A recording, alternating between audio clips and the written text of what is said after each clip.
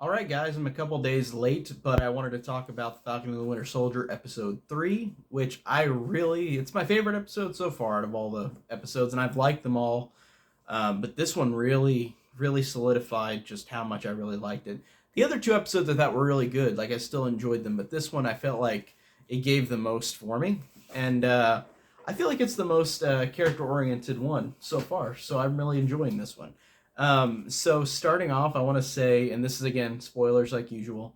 Um, I want to say that teaming up with Baron Zemo is awesome, and I did not expect that, and didn't think I wanted that because Baron Zemo in Captain America: Civil War, I thought was a great villain. I thought he was actually kind of underrated in the grand spectrum of Marvel villains because he's more so in that movie the background villain where he's not really up front and center, and that's why I think a lot of people forget about him.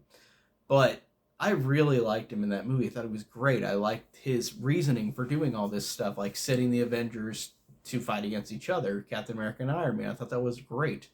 I really love that a lot in the movie, and I love Civil War. It might be my favorite or second or third favorite. It's hard to choose between Civil War and Infinity War and Endgame. Like those three are top, like for me.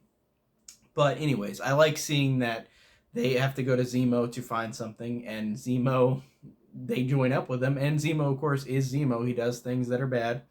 Um, but I really enjoyed the fact that all three of them had great chemistry together with Sam and Bucky and Zemo. Like I like the fact that these characters don't like each other, but they got to work together, and I thought that they just were really good together. And I like the fact that Zemo. It's cool how fun he is. Like I liked how he is a villain, but it was fun showing off him in this world and how many connections he has to the grand spectrum of things, and I think that's really awesome. Um, so I really like that, and I like the fact that Bucky and Zemo are connected in a way more so than Sam, even though Sam, all the chemistry between all three of them are great whenever they're bantering, but I like that Bucky knows a lot about the Hydra stuff.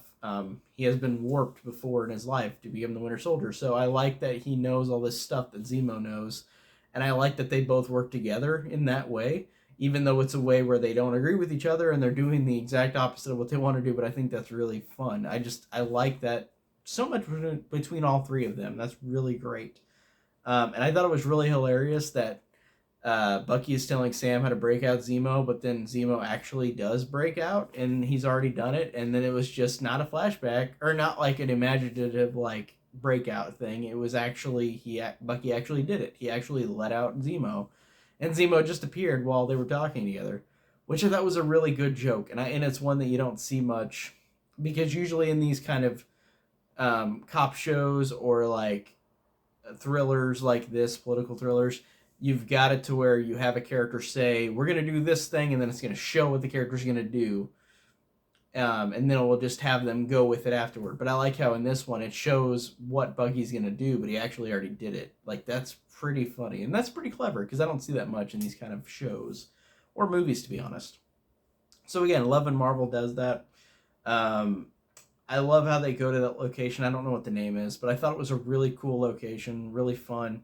Um, it was really thrilling with them going into this. I don't know. Again, I just watched the episode, but I don't know the name of the leader girl that was like the one that Zemo knew, and she gets shot and killed. Like I thought all of that was good, even though I don't know the name for her. But I still thought it was good. I liked whenever they go to get a drink at this place, and what the drink is this guy literally cuts open a snake and grabs the snake's intestines and just puts them in a shot glass, and they drink it like shots. I thought that was really disgusting, but that was pretty cool. It's just funny, and the fact that Sam was like really hesitant, and then he did it, and it was just the reaction, but with the acting of that moment was really great with Anthony Mackie, where he was like, and then he just does it. Like I thought that was really funny. So I really like that. I like the fact that Sharon is in this episode as well. Zemo was introduced in the last episode to be appearing in this one, and Sharon was not shown at all, besides the ending credits where it didn't even show her name because she wasn't in the first two episodes. But it's great to see Sharon back. I liked her in Winter Soldier and Civil War a lot. I thought she was great, but it's funny to see. This is a different type of Sharon, where this character it's cool to feel a tragedy for this character because throughout throughout Civil War to Endgame and on, like literally she's just been on the run. And Captain America and Falcon and a lot of other people did this in Infinity War too, but because Sharon was connected to the government, like she literally couldn't go back into the country. Like she's in this whatever, I forgot what the name of this place is that they meet her at, or but this country. But like she's out in this country, she can't go back to a normal country. She can't even like talk to her parents or her dad. And I thought that that was a really cool tragedy with like how they showed it. I really, or not really showed it. It was just through dialogue, but the dialogue was great, and I really like seeing that Sharon Carter, like this character, I don't know a lot about, but I enough from the two Captain America movies. I thought that they did a good job of making this character even more interesting, and she was already great in the other movies, so it's cool to see her gain a different kind of characteristic to her. That this character's been on the run and she's more hollowed. Like I thought that's awesome. Really, really like that.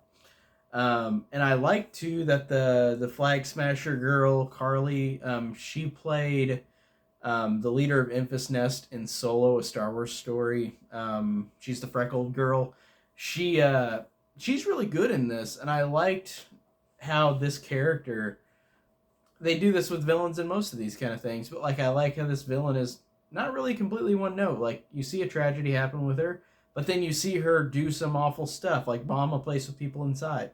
So it's cool to see that distinction between both, but I'm liking that. I'm liking the performance of that girl, and I don't know what her name is in real life, but she's great. Um, I really like that. I like the fact that Sam and Bucky are debating with each other about the shield, about destroying it. Um, like Sam was saying, like I want to destroy it. Like this is something that we don't need anymore. And Captain America is gone. It's like not the same America as it was. And I like the fact that Bucky says, "Well, that was a symbol of something that will never go away. Like we can't destroy that." And I just really like that conversation between both of them because they really, with Sam not wanting to take up the mantle that Cap gave him at the end of Endgame, like I like the fact that both of these characters are just struggling with the fact that Captain America isn't there and like they're in a different world and they're really trying to figure out what to do in this world with the shield and with the idea of Captain America. And again, it's cool to see the other Captain America in this, the new Captain America. John Russell, I think is his name. And I think he still does a good job, like the character. I think the character's really good. Um, I really like the fact that Wyatt Russell just he plays off this character as not Captain America, but that's the point. Like he's not Steve Rogers, he's John Russell or whatever his name is. I think it's John Russell. He's this other character. He's not Captain America, and a lot of people are like, "Screw this guy." And at first, I felt the same way when I first saw him. But man, they're doing a good job of making this character just interesting, and I like the way they're going with him. And I think that it does a good job. It's cool to see Wyatt Russell in this. So I really like that as well. I liked too that the episode ended with the fact that in Civil War, Bucky, underneath the guise of Zemo, killed off T'Challa, or T'Challa's father. Um, and I like the fact that you get this character named Io, who was one of the leaders of Okoye's like team, like in Black Panther, like in Wakanda. I don't know what their team name is, but it's all the women. The woman. Why am I blanking on the word? Not henchmen, but the woman who are like second hand to Black Panther. I don't know why I'm blanking on the name. It's such an obvious like name. Like what am I saying? But I like that you see that there's still some anger between them because of course he killed T'Challa. So I thought that was cool to see the fact that Bucky, even though Bucky did, or I mean, no, Bucky didn't start the bombing. I don't know why I said that. Correct me completely. Like I didn't mean that. In Civil War, Bucky didn't create the bombing. It was Zemo. Zemo bombed the UN. But then I like the fact that Bucky sees Io at the end and tells her you know where he is, like Zemo's with us. So I think that that's going to be awesome to have it go on to where they're going to keep connecting the tissues that have been before.